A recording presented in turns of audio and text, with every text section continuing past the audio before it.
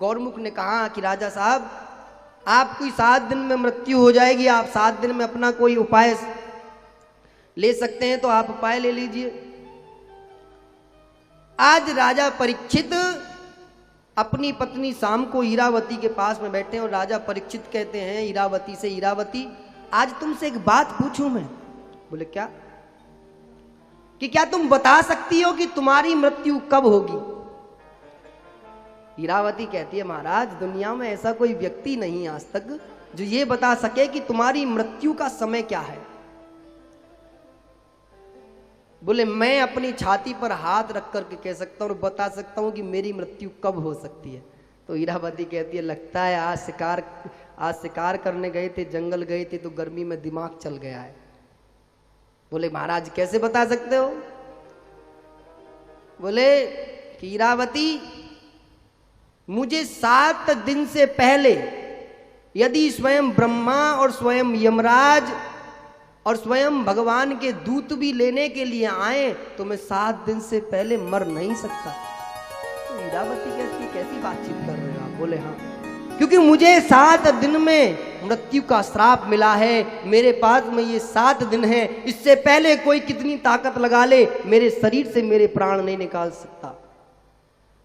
हीरावती कहती है क्या श्राप हो गया? क्या आप तो इतने धर्मात्मा हो, आपसे क्या ऐसी हानि हो गई जिसके कारण से आपको किसने श्राप दे दिया? बोले आज मुझसे जीवन में सबसे बड़ा पाप हुआ है। आज मैंने एक संत का अपमान कर दिया, आज मैंने एक साधु का अपमान कर दिया, आज जितने भी मेरे पुण्य थे वो सब पुण्य क्षीण हो गए और उस पुण्य के क्षीण के कारण से मेरे को यह सब कुछ करना पड़ा है।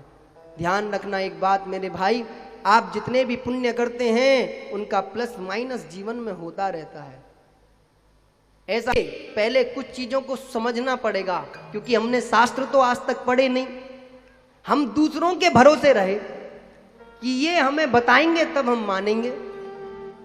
इसीलिए मैं कहता हूं प्रत्येक व्यक्ति को शास्त्र एक बार पढ़ना चाहिए कि शास्त्र क्या कह रहा है।